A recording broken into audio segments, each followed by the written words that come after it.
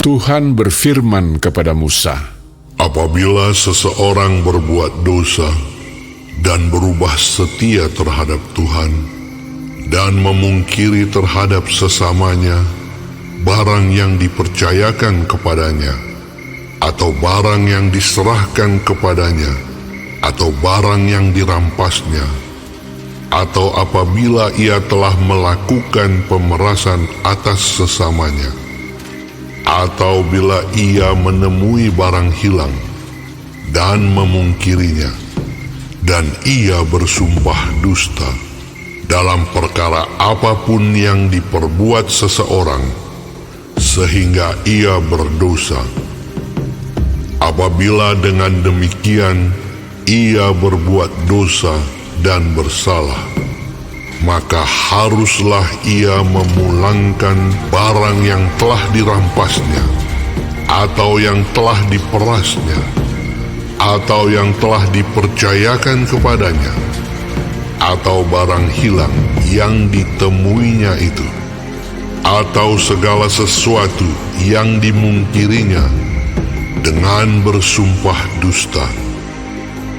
Haruslah ia membayar gantinya sepenuhnya dengan menambah 1/5. Haruslah ia menyerahkannya kepada pemiliknya pada hari ia mempersembahkan korban penebus salahnya.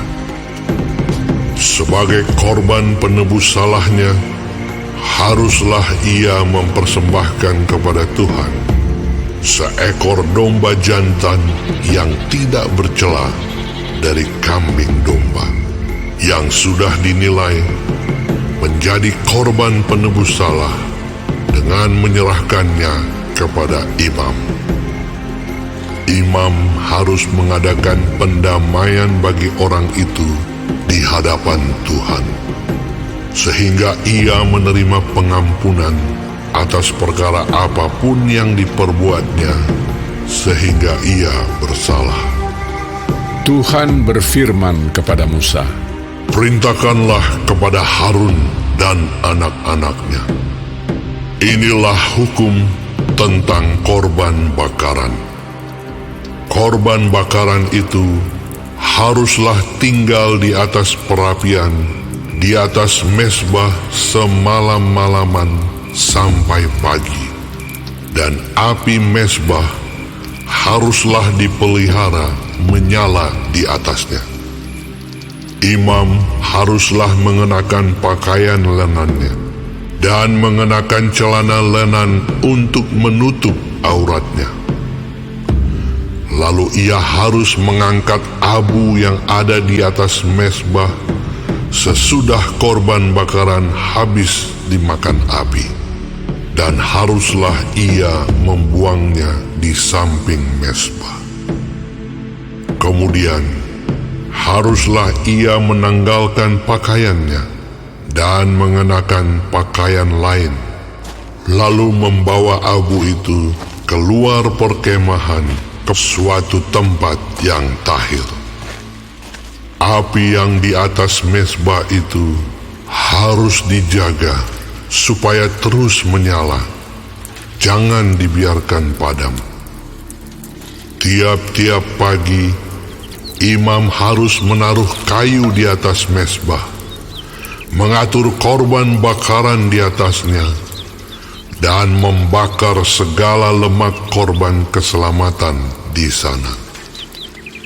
Harus dijaga supaya api tetap menyala di atas mezbah. Janganlah dibiarkan padam. Inilah hukum tentang korban sajian. Anak-anak Harun haruslah membawanya ke hadapan Tuhan ke depan mezbah. Setelah dikhususkan dari korban sajian itu, segenggam tepung yang terbaik dengan minyak, serta seluruh kemenyan yang di atas korban sajian itu, maka haruslah semuanya dibakar di atas mezbah, sehingga baunya menyenangkan sebagai bagian ingat-ingatannya bagi Tuhan. Selebihnya haruslah dimakan oleh Harun dan anak-anaknya. Haruslah itu dimakan sebagai roti yang tidak beragi di suatu tempat yang kudus. Haruslah mereka memakannya di pelataran kemah pertemuan. Janganlah itu dibakar beragi. Telah kuberikan itu sebagai bagian mereka daripada segala korban api-apianku.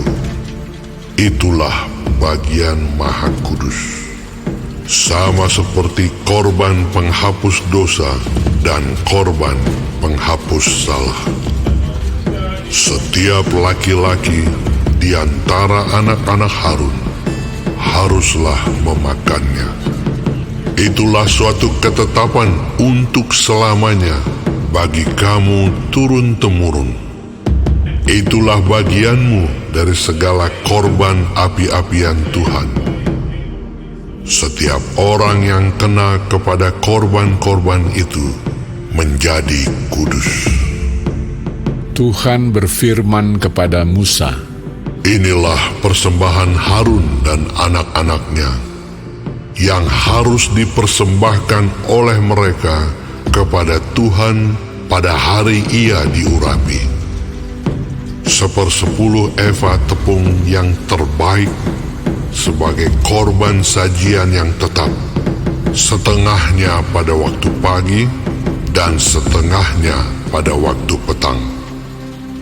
Haruslah itu diolah di atas panggangan bersama-sama minyak. Setelah teraduk, haruslah engkau membawanya dan mempersembahkannya sebagai korban sajian. Sesudah dibakar dan berpotong-potong sebagai bau yang menyenangkan bagi Tuhan. Dan imam dari antara anak-anaknya yang diurapi sebagai penggantinya haruslah mengolahnya. Itulah suatu ketetapan untuk selamanya. Seluruhnya haruslah dibakar bagi Tuhan.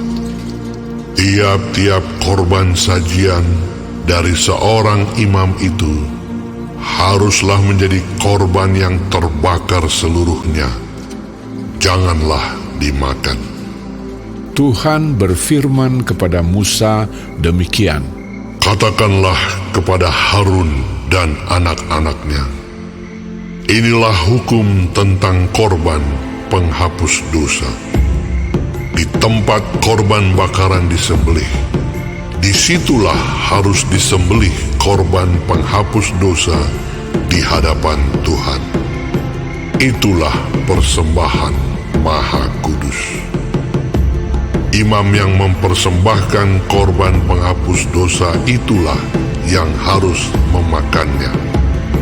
Haruslah itu dimakan di suatu tempat yang kudus, di pelataran kemah pertemuan. Setiap orang yang kena kepada daging korban itu menjadi kudus. Dan bila darahnya ada yang terpercik kepada sesuatu pakaian, haruslah engkau mencuci pakaian itu di suatu tempat yang kudus.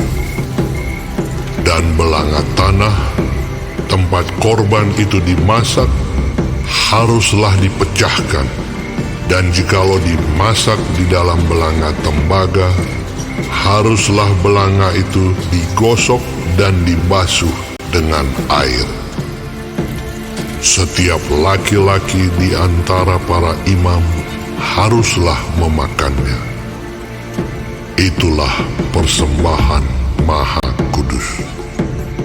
Tetapi setiap korban penghapus dosa yang dari darahnya dibawa sebagian ke dalam kemah pertemuan untuk mengadakan pendamaian di dalam tempat kudus, janganlah dimakan, melainkan dibakar habis dengan api.